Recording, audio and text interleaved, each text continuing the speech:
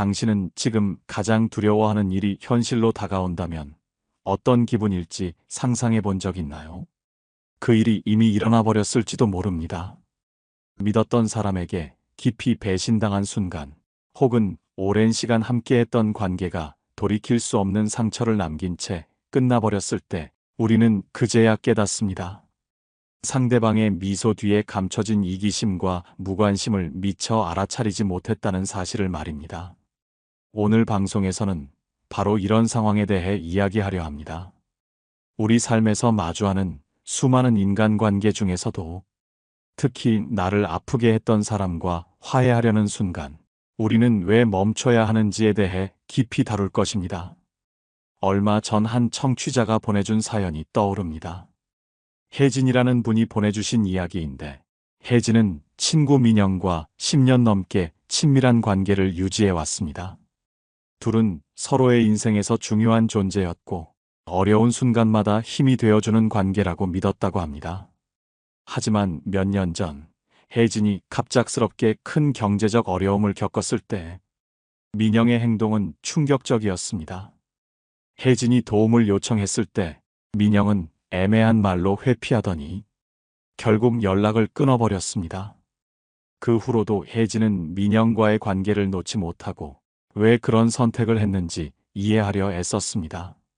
시간이 흘러 혜진은 어렵게 상황을 극복했고 민영에게 다시 연락이 왔습니다. 민영은 그동안 자신의 잘못을 변명하며 화해를 요청했지만 혜진은 혼란스러웠습니다. 다시 민영을 믿고 관계를 회복해야 할지 아니면 이번에는 자신을 지켜야 할지 고민했던 것입니다. 이 이야기를 들으면서 여러분은 어떠셨나요? 혹시 혜진처럼 누군가에게 깊은 상처를 받은 경험이 있으신가요? 그리고 그 관계를 다시 회복하려 했던 순간 무엇을 느끼셨나요?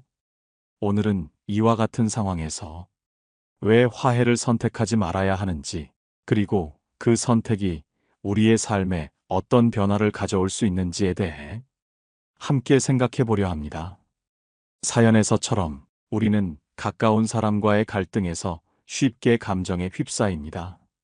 상대방이 후회하며 돌아왔을 때 그들의 진심을 믿고 다시 손을 잡으려는 마음은 자연스러운 감정일지도 모릅니다. 하지만 이런 선택이 과연 우리를 행복하게 만들어줄까요?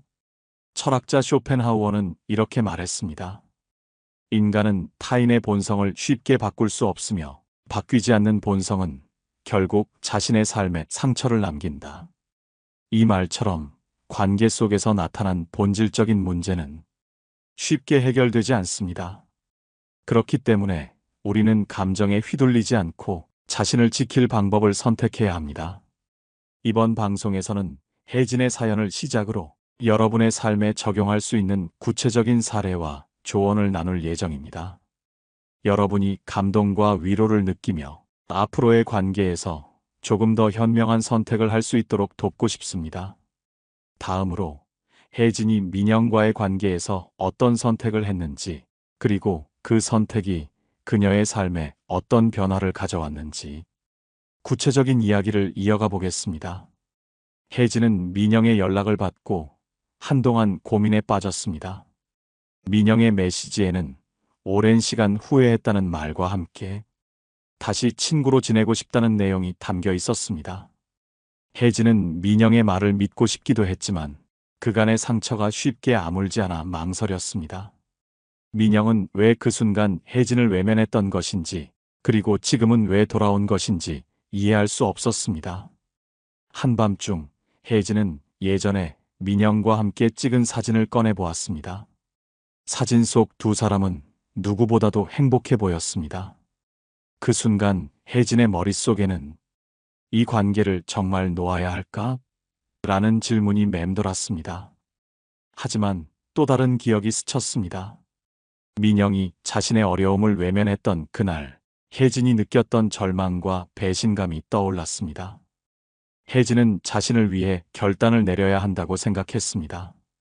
그리고 결정을 앞두고 친구 수진에게 털어놓았습니다. 수진은 한참 이야기를 듣더니 조심스럽게 조언을 건넸습니다. 혜진아, 관계에서 중요한 건 신뢰야. 신뢰가 한번 깨지면 다시 회복하는데 정말 많은 시간과 노력이 필요해.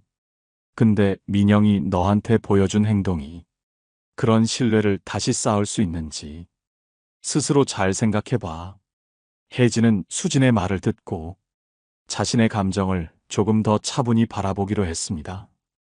그리고 과거 민영이 보여줬던 행동들을 돌아보니 민영이 혜진의 필요를 채워주기보다 혜진의 도움만 받아왔다는 사실을 깨달았습니다. 민영은 종종 자신이 필요할 때만 연락을 했고 혜진의 고민이나 어려움에 대해서는 그다지 관심을 두지 않았던 것입니다. 이런 깨달음은 혜진에게 큰 충격으로 다가왔습니다. 그간의 관계를 유지하기 위해 민영의 부족함을 보지 않으려 애써왔던 자신이 어쩌면 더 큰 문제였다는 생각이 들었습니다. 혜진은 민영의 연락에 답하기 전에 자신의 마음속에 쌓인 감정을 정리할 시간이 필요하다고 느꼈습니다. 그날 저녁 혜진은 스스로에게 물었습니다. 내가 이 관계를 다시 시작하면 행복할까? 아니면 같은 상처를 반복하게 될까? 답은 명확하지 않았지만 혜진은 한 가지 확신을 가질 수 있었습니다. 그건 바로 관계를 다시 시작하기 전에 민영에게 확실한 변화와 진심 어린 행동이 필요하다는 것이었습니다. 다음 날 혜진은 민영에게 답장을 보냈습니다.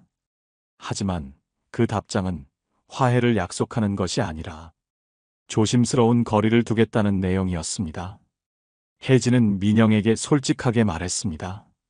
내가 돌아온 이유는 알겠지만 지금 당장은 우리가 다시 친구로 돌아가기 어렵다고 느껴. 내가 이 관계에서 받은 상처를 아직 다 치유하지 못했기 때문이야. 혜진의 결정은 쉬운 선택이 아니었습니다. 오랜 우정을 놓는다는 것은 그 자체로도 큰 아픔이었기 때문입니다. 하지만 그녀는 자신을 위한 선택을 해야 한다고 믿었습니다. 이번에는 우리가 종종 겪게 되는 비슷한 상황들에 대해 이야기해 보겠습니다. 그리고 왜 이런 결정을 내리는 것이 때로는 더 현명한 선택인지 구체적으로 살펴보려 합니다. 우리 모두는 삶에서 다양한 관계를 맺으며 살아갑니다. 가족, 친구, 동료, 연인 등 각각의 관계는 우리의 삶에 깊은 영향을 미칩니다. 하지만 이런 관계가 항상 순탄하지는 않습니다.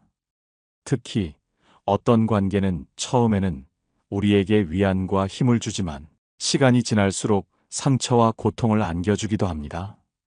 그리고 그 관계를 계속 유지할 것인지 아니면 정리할 것인지를 결정하는 순간이 찾아옵니다. 혜진의 이야기를 통해 우리는 누군가와의 관계를 다시 시작하기 전에 몇 가지를 깊이 고민해 봐야 한다는 것을 알게 됩니다. 우선 상대방이 진심으로 변했는지 확인해야 합니다. 하지만 이것은 단순히 말로 확인할 수 있는 것이 아닙니다. 변화는 행동으로 나타나야 하며 그 행동이 일관되고 진실된 것이어야 합니다. 만약 상대방이 단지 자신의 필요를 채우기 위해 다시 다가오고 있다면 그 관계는 결국 또 다른 상처로 이어질 가능성이 큽니다. 현실에서 이러한 사례는 흔히 볼 수 있습니다. 예를 들어 오래된 친구에게 갑자기 연락이 왔을 때를 떠올려 보세요. 그 친구가 여러분에게 경제적 도움이나 어떤 이익을 바라는 상황에서 접근했다는 느낌이 들었다면 어떤 감정이 들었나요? 아마도 배신감과 허탈감이 섞인 복잡한 감정이 들었을 것입니다. 그렇다면 그 관계를 계속 유지하는 것이 정말로 자신에게 이익이 될까요? 이런 경우 자신의 감정과 필요를 돌아보는 것이 중요합니다. 또 다른 예로는 연인 관계를 들 수 있습니다. 오랜 시간 동안 갈등과 다툼이 반복된 연인이 헤어진 후 다시 만나게 되는 경우가 많습니다. 하지만 이런 관계에서 중요한 것은 갈등의 원인이 해결되었는가입니다. 만약 갈등의 근본적인 문제를 해결하지 못한 채 그저 외로움을 달래기 위해 다시 만난다면 그 관계는 같은 문제를 반복할 가능성이 높습니다. 그리고 그 반복은 결국 더 큰 고통을 가져올 수 있습니다. 사람들은 종종 관계를 끊는 것이 매우 어렵다고 느낍니다. 왜냐하면 관계를 정리한다는 것은 그동안 쌓아온 추억과 정을 놓아야 한다는 뜻이기 때문입니다. 하지만 우리가 간과해서는 안 되는 것은 그 관계가 현재 나에게 어떤 영향을 미치고 있는가입니다. 내가 그 관계로 인해 행복감을 느끼는가, 아니면 끊임없는 불안과 고통에 시달리는가를 스스로에게 물어야 합니다. 철학자 아리스토텔레스는 친구란 서로의 선을 바라보며 함께 성장하는 존재다라고 말했습니다. 이 말은 우리가 맺는 모든 관계가 우리의 삶에 긍정적인 영향을 주어야 한다는 것을 강조합니다. 만약 어떤 관계가 오히려 나를 더 힘들게 하고 스스로의 성장을 방해한다면 그 관계를 다시 생각해 보는 것이 필요합니다. 이번에는 상처받은 마음을 회복하고 스스로에게 충실한 삶을 살아가는 방법에 대해 조금 더 깊이 살펴보겠습니다. 우리는 관계에서 받은 상처를 극복하기 위해 어떤 선택을 해야 하는지 자주 고민합니다. 많은 사람들이 말하길 용서와 화해가 모든 문제를 해결하는 열쇠라고 믿습니다. 하지만 모든 관계에서 용서가 반드시 정답일까요? 어떤 경우에는 용서가 오히려 더 큰 고통을 낳는 결과로 이어질 수 있습니다. 특히 상대방이 우리의 용서를 당연히 여기거나 반성 없이 같은 행동을 반복한다면 그 용서는 진정한 회복으로 이어질 수 없습니다. 지영의 이야기를 예로 들어보겠습니다. 지영은 대학 시절 가장 친했던 친구와 연락이 끊어진 상태였습니다. 그 친구는 늘 지영에게 도움을 요청하며 자신의 어려움을 해결했지만 정작 지영이 힘들 때는 단 한 번도 도움의 손길을 내민 적이 없었습니다. 결국 지영은 그 친구와 거리를 두기로 결정했죠. 하지만 몇 년 후 그 친구가 갑자기 연락을 해왔습니다. 예전과 다를 것 같다는 기대감에 지영은 다시 친구를 만나기로 했습니다. 그러나 얼마 지나지 않아 그 친구는 또다시 자신만의 이익을 위해 지영을 이용하려 했고, 지영은 깊은 배신감을 느끼며 관계를 완전히 끊게 되었습니다. 이 사례에서 알 수 있듯이 우리가 누군가를 용서하고 화해하려 할 때 상대방이 진심으로 변했는지 확인하는 것은 매우 중요합니다. 그렇지 않다면 우리는 반복되는 상처 속에 또다시 자신을 놓아야 하는 상황에 처할 수 있습니다. 그래서 자신을 보호하는 차원에서 화해를 거부하는 것이 때로는 더 건강한 선택이 될 수 있습니다. 또한 화해를 시도하기 전에 스스로의 감정과 필요를 돌아보는 과정이 필요합니다. 내가 화해를 원하는 이유는 무엇인가? 상대방과의 관계를 다시 맺는 것이 나의 삶에 어떤 영향을 미칠 것인가? 이러한 질문에 솔직하게 답할 수 있어야 합니다. 만약 화해가 나에게 고통을 줄 가능성이 크다면 그 관계를 놓아주는 것이 옳을 수 있습니다. 철학자 칸트는 모든 인간은 타인을 도구로 대하지 않고 그 자체로 목적이어야 한다고 말했습니다. 하지만 어떤 관계에서는 상대방이 나를 도구로만 대하는 경우가 있습니다. 그런 상황에서 자신을 지키는 것은 도덕적 의무와 별개로 개인의 행복과 자존감을 위해 반드시 필요한 과정입니다.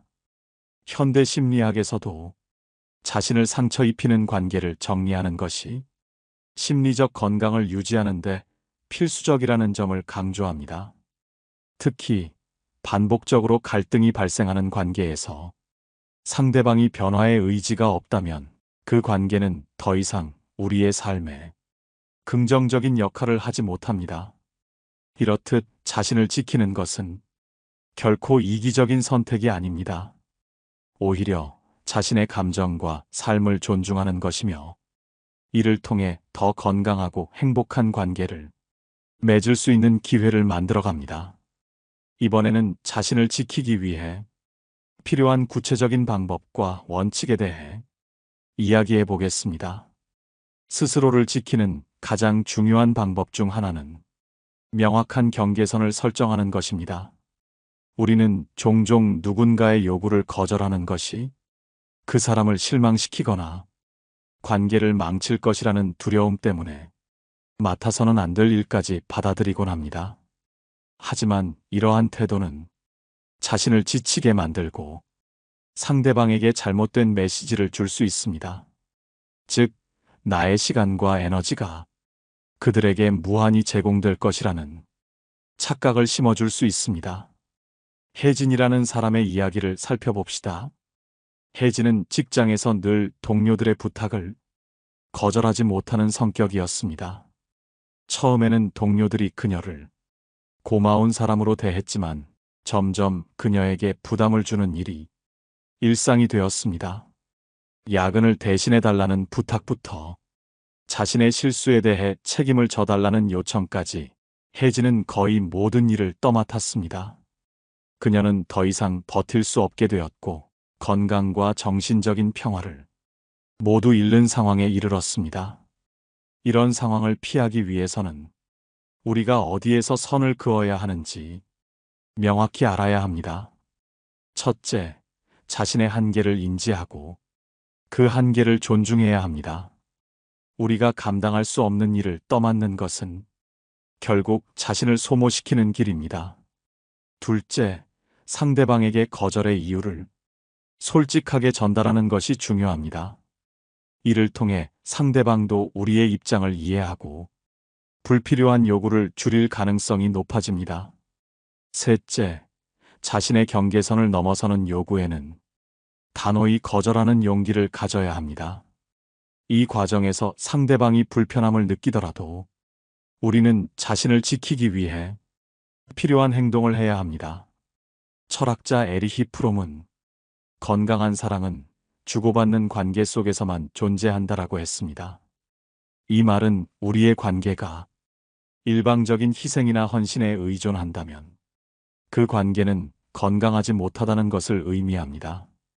따라서 누군가가 우리의 경계를 넘어서며 우리에게 고통을 준다면 그 관계를 유지하는 것이 정말로 가치 있는지 고민해 보아야 합니다.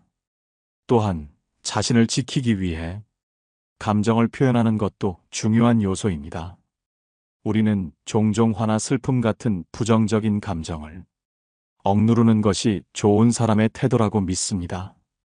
그러나 이러한 억압은 자신에게 큰 스트레스를 줄 뿐 아니라 상대방에게 우리의 감정을 이해할 기회를 빼앗는 결과를 낳습니다. 따라서 자신의 감정을 솔직하게 표현하며 상대방과 소통하려는 노력이 필요합니다. 마지막으로 우리는 자신의 가치를 스스로 인정하고 받아들여야 합니다. 자존감이 낮은 사람일수록 타인의 기대에 부응하려는 경향이 강합니다. 그러나 자신을 존중하지 않는 한 다른 사람도 우리를 존중하지 않을 것입니다. 따라서 자신의 강점과 성취를 긍정적으로 바라보며 스스로를 소중히 여기는 태도를 길러야 합니다. 이번에는 이러한 원칙들이 실제 상황에서 어떻게 적용될 수 있는지 구체적인 사례를 통해 이야기해 보겠습니다. 우리가 자신의 경계를 설정하고 스스로를 지키는 것이 왜 중요한지에 대해 좀 더 깊이 생각해 보겠습니다. 이는 단지 개인의 행복과 평화를 위한 것이 아닙니다. 이 행동은 결국 다른 사람과의 관계를 더 건강하게 유지하기 위한 초석이 됩니다. 지수라는 사람의 이야기를 들어보겠습니다. 지수는 어린 시절부터 부모님의 기대를 모두 충족시키기 위해 노력해 왔습니다. 항상 착한 아이로 불리길 원했던 그는 타인의 요구를 거절하지 못하고 항상 자신의 필요를 뒤로 미루곤 했습니다. 그 결과 그는 자신이 무엇을 원하고 어떤 사람인지 모른 채 성인이 되었습니다. 그 이후 그의 인간관계는 피로감과 일방적인 희생으로 가득 차게 되었고 자신의 내면은 공허함으로 채워졌습니다. 이처럼 자신의 경계를 명확히 하지 못하면 우리는 자신을 희생하며 살아가게 됩니다. 이는 결국 타인에게도 부정적인 영향을 미칩니다. 왜냐하면 우리의 희생이 지속될수록 타인은 우리를 당연하게 여기는 태도를 가지게 되고 관계는 균형을 잃게 되기 때문입니다. 우리는 종종 내가 이렇게 노력하면 상대방도 언젠가 내 마음을 이해하겠지라고 생각하며 자신을 희생합니다. 하지만 현실은 대개 그렇지 않습니다. 대신 상대방은 우리의 희생을 그럴 만한 이유가 있겠지, 혹은 당연한 것으로 받아들입니다. 이러한 상황은 우리를 더 깊은 고통으로 몰아넣으며 관계의 건강함도 함께 잃게 만듭니다. 여기서 철학자 칸트의 말을 떠올려 봅시다. 그는 타인을 존중하는 만큼 자신을 존중하라고 했습니다. 이 말은 단순하지만 매우 중요한 메시지를 담고 있습니다. 우리가 자신을 존중하지 않으면 타인도 우리를 존중하지 않을 것입니다. 그리고 이는 우리가 스스로를 지키기 위한 최초의 걸음이 되어야 합니다. 자신을 지키는 구체적인 방법 중 하나는 의사소통의 방식을 바꾸는 것입니다. 우리가 감정적으로 대응하거나 불필요한 변명을 늘어놓는 대신 명확하고 단호한 태도로 자신의 입장을 전달하는 연습이 필요합니다. 예를 들어, 제가 지금 그 일을 도와드릴 수 없어서 죄송합니다. 제 일정이 이미 꽉 차 있습니다. 와 같은 말은 상대방에게 명확한 메시지를 전달하며 불필요한 오해를 줄일 수 있습니다. 또한 우리는 자신의 한계를 인정하는 용기를 가져야 합니다. 완벽해지려는 욕망은 우리에게 큰 부담을 주며 이는 결국 우리를 소모하게 만듭니다. 우리가 모든 일을 잘해야 한다는 강박을 내려놓고 자신의 부족함을 받아들이는 태도는 자신을 지키는 데 있어 중요한 요소로 작용합니다. 이제 한 가지 중요한 질문을 던져보겠습니다. 지금 여러분의 삶에서 어떤 관계가 여러분을 지치게 하고 있나요? 그리고 그 관계 속에서 여러분은 얼마나 자신의 경계를 명확히 하고 있나요? 이 질문에 솔직하게 답할 수 있다면 우리는 스스로를 더 잘 보호할 수 있는 길로 한 걸음 더 나아가게 될 것입니다. 이번에는 이러한 원칙을 통해 삶에서 긍정적인 변화를 만들어낸 또 다른 사례를 살펴보겠습니다. 우리가 마지막으로 생각해 볼 이야기는 스스로를 지키는 태도가 어떻게 삶의 전반에 변화를 가져올 수 있는지에 관한 것입니다. 이제 그 여정을 마무리하며 스스로를 보호하는 것이 얼마나 중요한지, 그리고 그것이 궁극적으로 우리와 타인 모두를 위한 길임을 돌아보려 합니다. 한 청취자의 사연을 소개하겠습니다. 이 청취자는 자신을 희생하며 오랜 시간 친구를 위해 모든 것을 내어주었습니다. 처음에는 그 관계가 친밀함과 우정으로 가득 찬 것처럼 보였지만 점점 그는 자신의 필요가 무시당하고 있음을 깨닫기 시작했습니다. 매번 도움을 요청하는 친구의 요구는 점점 과해졌고 감사의 표현은커녕 오히려 당연하다는 태도가 되었습니다. 결국 그는 큰 용기를 내어 관계를 정리하기로 결심했습니다. 그는 이렇게 말했습니다. 나는 이 관계에서 더 이상 내 자신을 잃고 싶지 않았습니다. 이제 나는 나 자신을 사랑하고 존중하는 법을 배우고 싶습니다. 그의 결심은 쉽지 않았지만 시간이 지남에 따라 그는 삶의 평화를 되찾았습니다. 더 나아가 그의 결단은 새로운 관계를 맺는 데 있어 건강한 기준을 세우는 데 도움을 주었습니다. 자신을 지키는 것이 타인에게도 선을 긋는 것이며 궁극적으로 더 좋은 관계를 만들어갈 수 있는 토대임을 깨닫게 된 것입니다. 이제 여러분에게 질문을 던지고 싶습니다. 여러분의 삶에서 여전히 자신을 희생하며 유지하고 있는 관계가 있습니까? 그 관계가 여러분의 내면에 어떤 영향을 미치고 있는지 진지하게 돌아보길 바랍니다. 그리고 그 관계가 여러분에게 진정한 행복을 주고 있는지 스스로에게 물어보세요. 끝으로 철학자 쇼펜하우어의 말을 떠올려 봅시다. 우리는 스스로를 사랑하는 법을 배우지 않으면 타인에게서 사랑을 기대할 수 없다. 이 말은 자신을 지키는 일이 단순히 이기적이거나 자신만을 위한 것이 아님을 알려줍니다. 이는 우리가 더욱 진실되고 건강한 인간관계를 형성하기 위한 필수적인 과정입니다. 오늘의 이야기가 여러분의 마음에 작은 울림을 남겼기를 바랍니다. 청취자 여러분도 자신의 삶에서 건강한 경계를 세우고 자신을 지키는 용기를 가질 수 있기를 바랍니다. 그리고 이를 통해 더 나은 관계와 삶을 만들어가길 응원하겠습니다. 방송이 마음에 드셨다면 댓글로 여러분의 이야기를 나눠주세요. 또한 좋아요와 구독은 이러한 메시지를 더 많은 사람들에게 전달할 수 있는 큰 힘이 됩니다. 다음 방송에서는 감정적으로 힘든 상황에서 현명하게 대응하는 방법을 주제로 이야기 나눌 예정입니다. 여러분의 많은 관심과 참여 부탁드립니다. 감사합니다. 항상 여러분의 삶에 작은 등불이 되길 바라며 오늘도 건강하고 행복한 하루 되세요. 깨달음의 광장이었습니다.